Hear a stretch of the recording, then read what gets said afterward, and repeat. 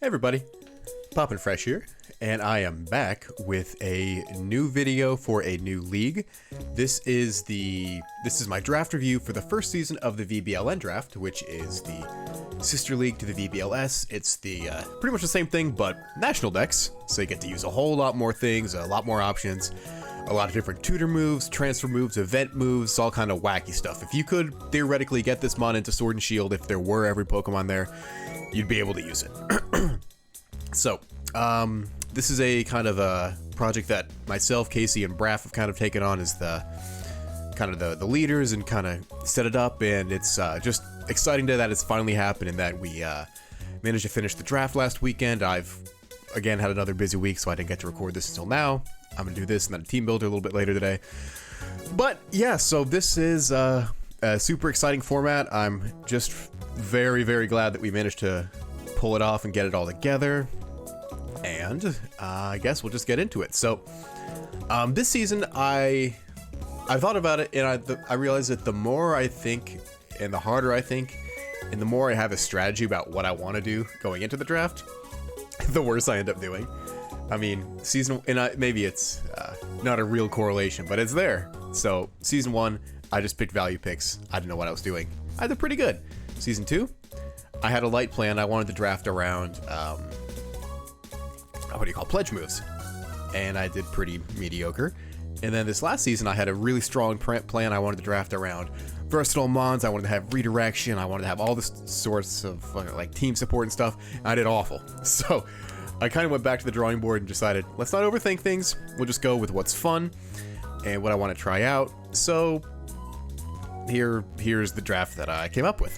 So essentially my quote-unquote strategy for this time was to go for mons that I think will be fun, things that'll be unique, that I really didn't have the chance to use in any of these other seasons. So one other thing that I forgot to mention that you'll see immediately off the bat with my first 2 picks here is that Mythicals are allowed in this. So you could get a Mew in Sword and Shield, but you would never be allowed to use it in like a VGC kind of tournament or ladder event like that. So all those Mythical mons are A-okay, and a lot of them are actually really, really good, and a lot of them got drafted. I think the only 2 that didn't were like why did I say Sableye? Celebi and Shaman, I think. But anyways, that's getting ahead of ourselves. So let's get into it. My number 1 pick, another kind of thing that I was looking for is I didn't really know what I should do in this format. I mean, there's also no Dynamax, so it's kind of similar to Series 10, but without restricted and national decks. So it's kind of like a unrestricted, like VGC 2018 setting, but if you had all the new Sword and Shield mons plus Mythicals. So that's like the best description of it, I think. And I've never played in a format like that. So I went to the Doubles OU forums on Smogon, which is essentially this format, and I just looked up and saw what was good, and I tried to pick off that for my first couple picks. So my number 1 pick, which was also something that I've been considering myself because it was just an interesting mon. I like it a lot. I think it's really cute. I think it's strong. So I went ahead and picked it, and I picked it first because I knew it was on other people's radar. And that mon is, oops, I don't have the style selected, Diancie. So what does Diancie do? Diancie has a couple really unique things going for it that not really any other mon gets, especially not in this combination. It has a really unique high-powered spread move in Diamond Storm, which is super cool because it hits both opponents. It's stronger than a Rock Slide, it's more accurate than a Rock Slide, and it has a 50% chance to raise your physical defense, which, if you look at my physical defense here, that is 150. That is very high, and doubling that, you will never be going down to physical moves. Unless it's like a steel type move, but we're going to pretend those don't exist.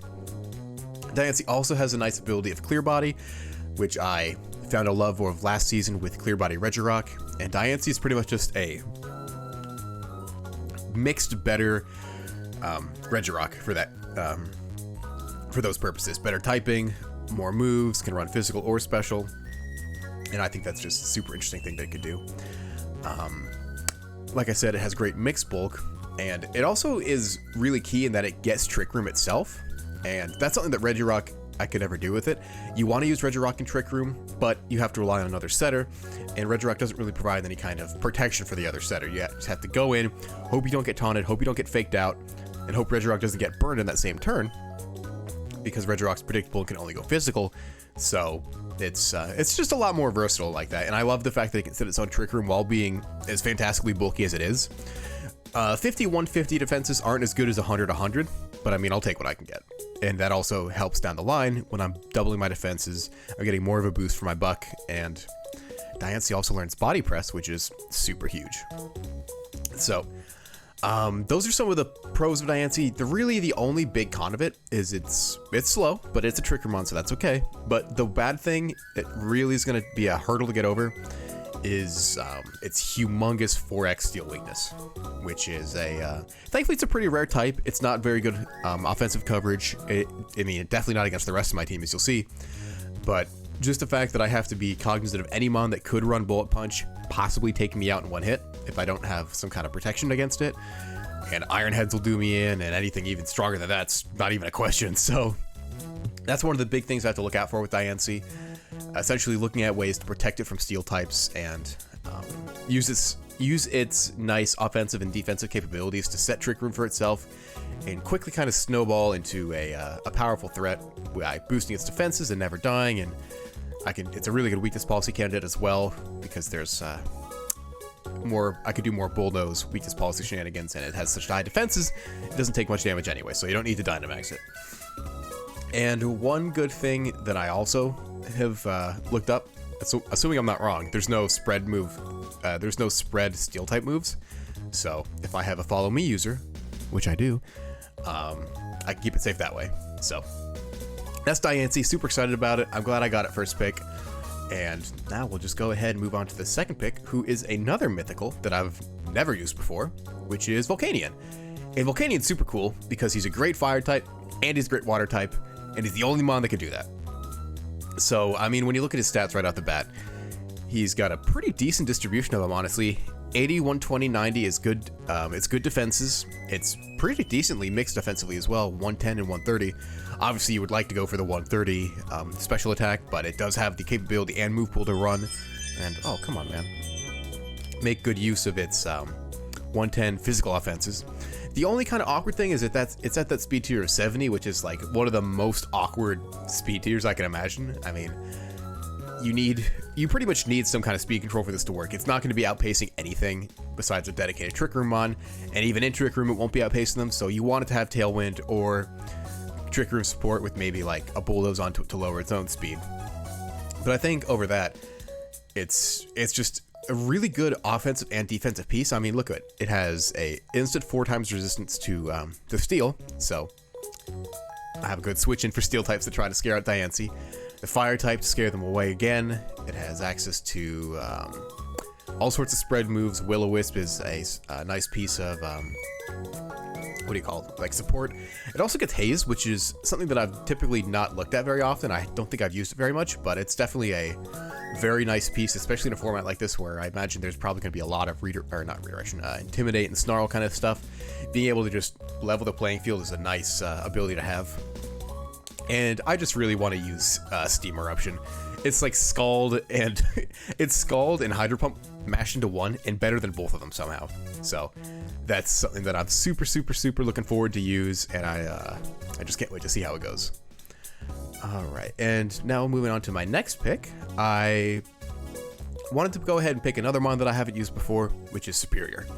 And Superior typically isn't seen as very much of a versatile. Oh, I should probably put my point values in here. So this was A, this was 1 hundo, this was B. Yeah, so Superior, pure grass type, really fast, pretty defensive, nice 75, 95, 95, but kind of lacking the offenses. But I mean, obviously you see Superior, you know what it's going to do. It's going to hit you with Contrary Leaf Storm, double its special attack, it's going to do it again, it's going to triple it, and it's going to get out of control really fast. But that's not all Superior can do. If we look at some of our moves to watch out for as we're adding mons to this and slowly filling it in, we see that Superior offers a couple of good options of team support in dual screens, knockoff, and taunt. And knockoff is, I mean, an incredible move. Taunt is great. Dual screens is good, and I mean, it's fast enough to get him up before most opponents can hit.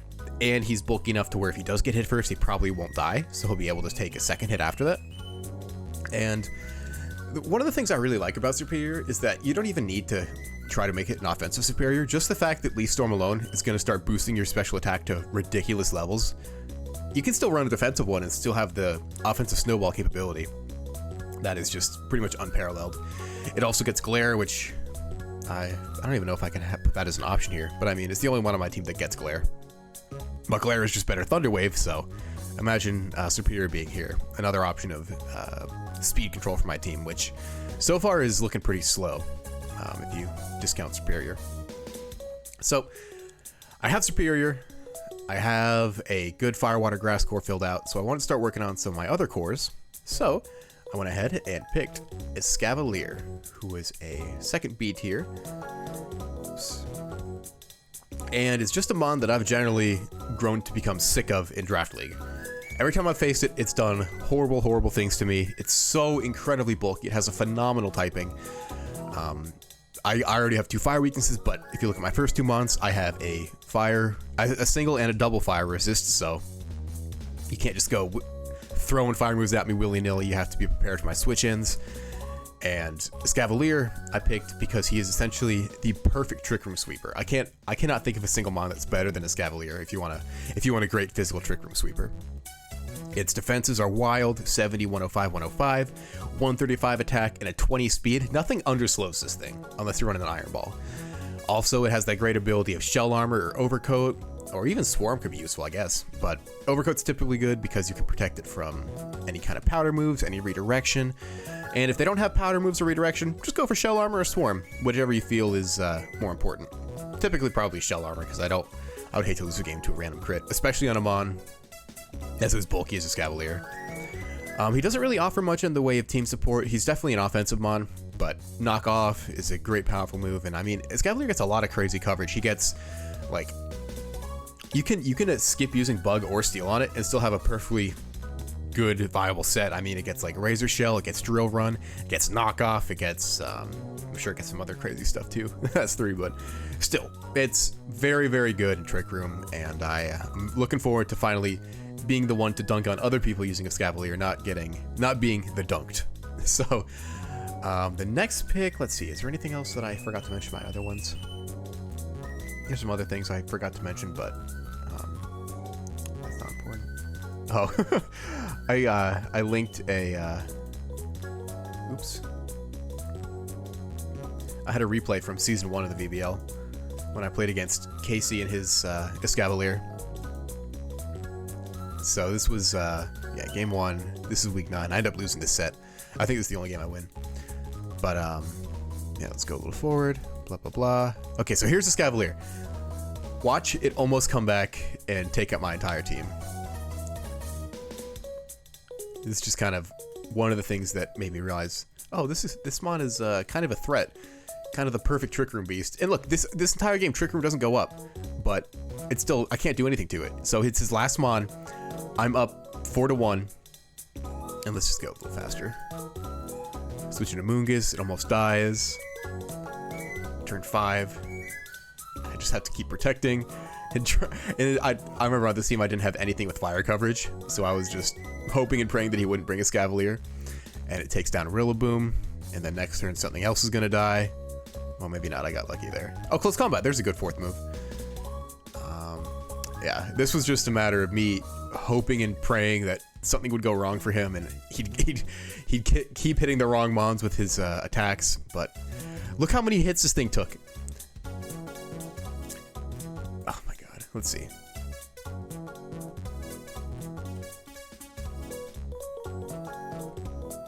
It took 9 hits, and it didn't even have a healing item. That's so stupid, dude. So, yeah, that game kind of sealed it in my head that this mon's a threat. I should watch out for it, and I lost to it again last season, so I'm sick of it. I'm picking it myself. So, that was Escavalier, and I was pretty happy with my Trick Room mode just off of Escavalier Diancie together. So, up next, I wanted to kind of bolster my fast mode and get another Bulldoze user because I want to be able to pair that with Diancie. But Volcanian's slow as shit, so I need a faster Bulldoze user. So I looked it up, and a familiar face popped up and kind of filled all those boxes that I needed. And let's see who it is. Oops, I'm typing in the wrong box again. This is my mega pick, by the way. Mega Latias, who was a sweet bonus 25 points for me. So, Mega Latias. what does it have? What kind of potentials does it have? So I had Latias in Season 2. It was a really good support piece. It has Tailwind, Icy Wind, Ally Switch, all sorts of fun stuff. It gets so many moves because it's a Psychic type and it's been around for a long time, so it has generations and generations of TMs and HMs and tutors to play with, so it gets a lot of stuff. And you can see here just how many boxes it filled out just by itself. And some of the most important boxes are Tailwind, Icy Wind, and Bulldoze. Those are really the big three for Mega Latias. And I was really kind of hesitant at first because I liked Latias in Season 2, but it wasn't that good. But the more I think about it, the times I lost games with Latias is when I brought an offensive Latias. I had the spreadsheet somewhere up on my work computer for my full Season 2 stats, and I had it broken down by like what role they were playing in each game. And I think every single time I brought offensive Latias, I lost. And every time I brought defensive Latias or like support Latias, it did a lot better. And like, regular Latias is strong enough where you can, it's kind of like Superior, right? You can bring a supportive set, but still get some damage off, get some chip, get some chunks, and it can make it work. But I think I was trying too hard to make it Latios. But the good thing about Mega Latias is that it has a 140 special attack, which is crazy. So it's super fast, super versatile, humongous bulk. I mean, it has a base stat total of 700. Like, how can a mon with 700 BST be bad? So obviously, there's mons with 700 BST that are bad. See Regigigas and Slacking. But Mega Latias is not either of those. It can't hold an item, but that's really not too bad. It gets Roost, it gets Recover. It doesn't need any kind of longevity help. It doesn't have any quad weaknesses. It has a lot of normal weaknesses, but you know, I think it's a good pick. Some people are trying to talk me out of it, and I almost fell for it. I still might fall for it if I don't do well. I really wanted to pick a different Mega, but it didn't really work out with what I was planning, so... Oh my god, let me pause. I'm gonna turn off my work phone. It's my day off, man. Alright, work phone is muted. Got my coffee, so we're good to keep going. So, Mega Latias, I like it. I think it's really good.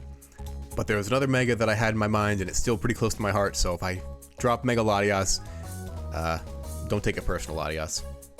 So, up next, I realized I had got my Tailwind setter, and the offensive mon that I want to use in Tailwind still hadn't been picked, and I was super stoked about that, so I wanted to make sure to grab it next. And this mon in particular is, I think, a mon that is really good and really well suited for the type of format we're in, and that is your boy, Urshifu, the Dark type one. So, what makes Dark type Urshifu so good?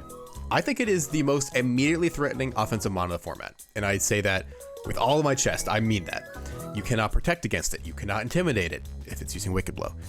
The only way to survive and reduce its damage output from Wicked Blow is to burn it, hold a resist berry, or throw a sash on your mon that's going to die. On top of that, even if it's not using Wicked Blow, it has that incredibly powerful close combat, and Dark and Fighting is almost an unresisted combo. I mean, really, it's just Fairy and that's it, I think. And guess what? He gets coverage moves for Fairies. He gets Poison Jab and Iron Head, so pick your poison. And if you pair Urshifu's only real flaw is that he's a piece of paper. He crumples on the special side. I have a quad weakness to Fairy, so any kind of Dazzling Gleam will kill me in one hit. But if I can act first, I can usually kill them in one hit. So that's why I picked him right after Latias, to make sure that I had secured Tailwind and Icy Wind support, whichever I think I need more in a given game. Maybe Icy Wind to break a sash, Tailwind if I don't think I need that.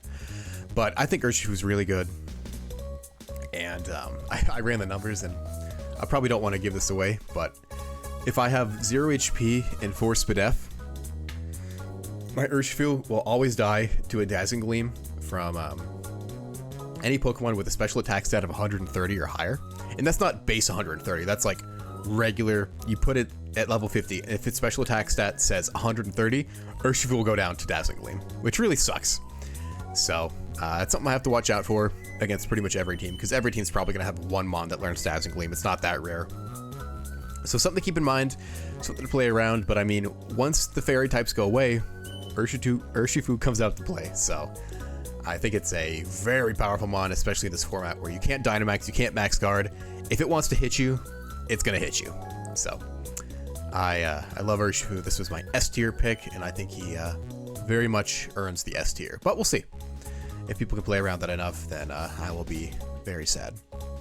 So I have a pretty top heavy draft right now. I have two A tiers, 2 B tiers, my Mega, and my S tier. So now I got to start filling out kind of the lower ranks, right? So a mon that I talked with Braf about this, and he kind of turned me onto it. So it's a great mon. It's a lower tier, tier 4 actually, or D tier actually. And it's a prankster user with a lot of crazy moves. So let's go ahead and fill it in here. Oops, come on. So, Illumise. What does Illumise do? Well, from here, it just looks like it gets Tailwind, Light Screen, and Helping Hand, which is pretty nice. Prankster Tailwind's awesome. It's not very bulky, so it can still die to a priority move if it gets hit by one, possibly. But it's a lot of these other moves that Illumise gets that aren't on this little thing right here. So, I get Prankster Tailwind, Prankster Encore, Prankster Sun, Prankster Rain, Aromatherapy. Remember how I said Urshifu is pretty much only crippled by a burn? The burn magically disappears. I have Prankster Charm, Prankster Confide, Fake Tears, Helping Hand, Thunderwave, Light Screen. All sorts of crazy shit that Illumise can do. And even if I want to do some kind of damage, I can hit you with Struggle Bug. This thing even learns Seismic Toss, which is just stupid. So I'm not sure if Seismic Toss is compatible with Prankster. I feel like it might not be. I think that's one of those, like, I think Prankster is what, Gen 5 Dream World? Because there was no, well, no, is there an ability capsule in, I don't know if ability capsule works with Prankster. We'll see. Let's actually go verify it. Sports. Alright, I guess this one would work. Illumise, Prankster, Tailwind, Seismic Toss, and then 2 other BS moves. Alright, let's see. Oh, sweet. So it works. Awesome. So I can use Seismic Toss with Prankster. So if I want to... Oops, there's all my files. Where's my fucking... There it is. So if I want to use Seismic Toss, I can. But if I want to use essentially a better Snarl, I can also use Struggle Bug, which is an awesome move that Illumise gets. And 85 speed's okay, but after Tailwind, I'm going to be outspeeding everything. So I think she is a super duper value D tier pick and probably deserves to be in C just for all those moves that I listed off earlier. So up next, I wanted to pick another D tier mon that I thought was really value, because at this point people were talking about, oh yeah, my secret D tier is out here. No one's picked it up yet. So I'm like, oh shit, I hope they're not thinking about what I'm thinking about. And for that, it's Furret. So Furret's actually one of the mons that made me first start thinking about wanting to do this format with everybody. Because I was just screwing around and thinking, man, I really wish there was a mon that got Follow Me and Frisk. And Furret and Sentret are the only 2 mons that can get that combo. And I think it's super good in draft. Frisk on that, I mean, if you game 1 Frisk, you're already up information. You can Follow Me to help facilitate your plays. And I mean, with as big offensive threats that I have, like Urshifu, Scavalier, Volcanion, Mega Latias, even Superior, honestly. And Dianthy too. I mean, being able to redirect while also getting the item information about where the Focus Sash is, where the Mental Herb is, that kind of thing, it's super useful. And it also gets just enough other moves to make it not completely useless and just a Follow Me bot. It gets Super Fang, instant half your HP gone, super good. It's Knockoff to remove the item that it just found, so I can target what the most dangerous item is and remove it right there. What else we got here? Oh, Follow Me's on here twice. Oops. What can we replace this with? Aromatherapy, there we go. Oh, Superior gets Aromatherapy too. Yeah, so it gets Helping Hand as well. I mean, whenever I bring Furret, it'll probably have like the same 4 moves. Follow Me, Helping Hand, Hyper Fang, or Super Fang, and then Knockoff. But it has enough flexibility, and just those 4 moves alone get the job done. And Furret's also not like a baby Pokemon, so it doesn't take up my Eviolite. I don't have to run a stash on it necessarily, because it has just enough HP to probably live most big hits. Probably not fighting type ones, but still, I can make a good use of this mon. It's always going to be running Frisk. The other 2 abilities are pretty much useless. Anyways, that's enough about Furret. I love Furret. After theory crafting with it, it kind of was what inspired this Furret to happen, or this format to happen, but it's all thanks to Furret, man. So, I was thinking about things, and I remember I did this next pick while I was at dinner, and I just didn't really think about it, but the more I think about it now, I kind of really love it. And that is a second redirector in Wartortle, who is a free pick for a B tier. Yeah, so Wartortle, what does it do? It is incredibly bulky and flexible for a not fully evolved Pokemon, and deserves to be in tier 2. It's kind of like a Togedenic thing, right? Its stats 59, 80, 80. I mean, those are nothing to write home about, but when you can multiply the 80 by 1.5, that suddenly gets a lot better. So Wartortle is also the team's first Fake Out user, the first Yawn user. We got another Icy Wind user, Haze, which is super important, like we said earlier, Reflect, Follow Me, and Helping Hand. So Wartortle can do a lot of team support stuff, and Fake Out and Follow Me is just such a good combo. If I don't want Furret for whatever reason, I can bring Wartortle instead. Both of his abilities aren't very useful, but they're better than nothing. And he also gets another list of like just super good support moves, so I had those written down here. He gets Icy Wind, Reflect, Seismic Toss, which is unfortunately not compatible with Follow Me in this case. Life Dew, Haze, and I can also... It doesn't have Super Fang like Furret does for the instant chunk, but the moves it does have to do damage are good enough. Seismic Toss, Surf if I paired it with Volcanion for the Water Absorb, Scald for burns, and even Whirlpool. I mean, like we saw in the UGA finals, I think it was Tay who had the Slowpoke against the World that beat the Swampert and the Metagross with Whirlpool. I mean, it went to time, but still, that's a win's a win. So I think it's super good, and I don't think that its offensive output is completely zero. I think it's better than you would expect. Up next, we have 3 picks left, and this is another familiar face, except I never actually used this other mod before, so this is essentially a brand new appearance for me. So Marowak. What does Marowak bring to the table? Another great Trick Room threat, base 45 speed, so a bit faster than a Scavalier, so it can work outside of Trick Room if I needed to. But more importantly right here is this ability Lightning Rod. So I have Volcanion and Wartortle, who are both weak to Electric, and I can come in and suck those up and take care of them. I'm probably not going to be pairing Wartortle and Marowak too much unless I want to do like Swords Dance with the Thick Club and just destroy everything and nuke it from orbit from there, which is pretty cool. But it's just another great Trick Room mon. It's really, really potent, and it doesn't take up an extra item slot away from the rest of my team. It's always going to have Thick Club. It gets Earthquake and Boomerang, so I don't have to just rely on Earthquake for coverage, so I can't get blocked by Wide Guard. If I see a Wide Guard mon, that's okay. I'll just hit you with Boomerang, which is even stronger on a single target than Earthquake would be. So I like Marowak a lot. I wish I had gotten to use him last season, but I never really found the right time to, and then I traded him away for whatever I did. I don't remember what I did for him, but I like Marowak, and I think he's better situated now with my bulk of redirectors and my good Trick Room setter. So that's Marowak. But I was thinking about it, and I probably need another Trick Room setter besides just Diancie. I mean, Diancie can get Fake Outed, it can get killed in one hit from a Steel type move, but you know what can't get Fake Outed or killed in one hit from a Steel type?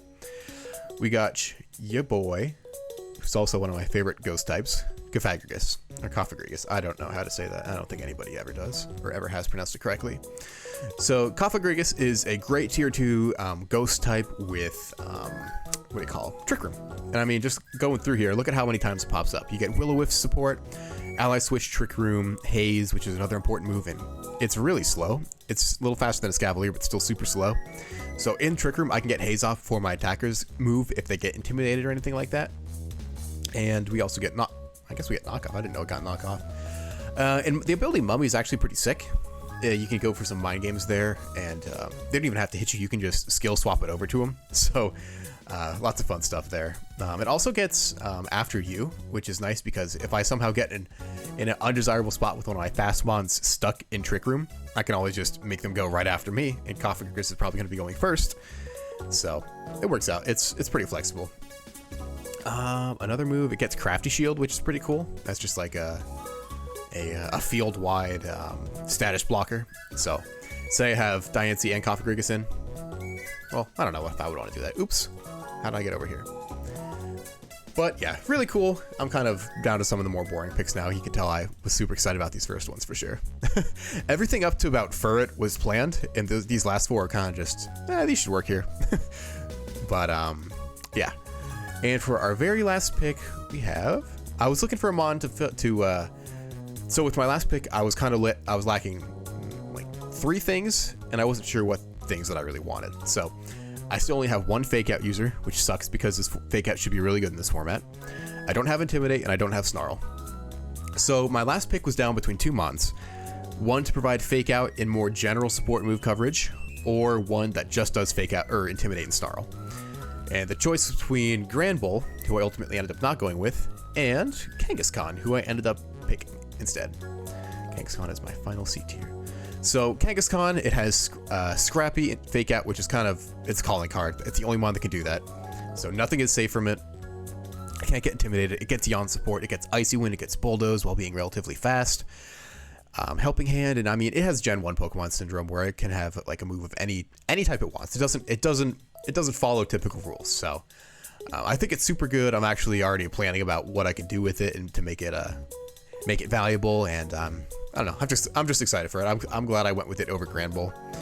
As much as I like Granbull, it's still out there. I hope somebody else makes a free agent for it that needs Intimidate, because it's definitely not a bad Pokemon. So this is the team. I'm very excited about how it turned out. I have a decent type chart. I'm missing 4 types. Surprised I missed flying types, because in all my mocks of this, I end up with like 6 flying types and a humongous rock and electric weakness. But hey, it worked out where I don't have any. And flying is actually my only net weakness, with only 1 resist being Diancie. But I wouldn't really count Illumise as a real flying weakness. I would count that as a weakness to anything that's stronger than like 60 base power. But you're looking at it, I have a pretty good resistance spread. I actually didn't manage to get too many like I had last time. I didn't triple up on psychic types like last season, which was kind of not a good idea. Or was the triple up on psychic types? No, it was triple up on normal types. That's what it was, which is probably even a worse idea. I only doubled up this time. So just going through here, we'll fill out these little boxes just to kind of get a good idea of what I have and what I don't have. Immediate physical offense, yes, that's Escavalier, Urshifu, and Marowak. Special offense, yes, Volcanion, Megaladios. Hazard removal does not matter. Grounded Poison does not matter. Hazard Setter does not matter. Okay, maybe these aren't as important as I thought. Firewater Grass, Fairy Dragon Steel. Woohoo, we got both of those. Multiple setup threats. We have Diancie, Superior, Megaladios, Wartortle, even Cofagrigus really with Calm Mind. Many defensive walls, yes. Healing and cleric support, yes. And speed tiers. I really like the speed tiers. Let's sort by speed real quick. I range from 113 all the way down to 20, and I really don't have anything where my mons are all... I'm mostly bunched up at 90, if anywhere, but those are pretty low tiers, and Illumise doesn't really count because it's going to be using Prankster. So really the only duplicates I have are Fur and Kangaskhan. So everything else is nicely spaced out by about 10 points or so. That's actually really smooth. 10, 10, 15, 5, 8, 12. Doesn't count. 20, 0, 7, 10, 3. That's better than I thought. Really, the only big things I'm missing are Intimidate, which really sucks, and Snarl, but I have Bug Buzz, which is... Or not Bug Buzz, Struggle Bug, which is the same thing but better, so... We will see. So yeah, that's the team. I'm super excited about it. I've got to play my first game with Sticky here. I'm going to be recording the team builder in a little bit, so I will see you guys then.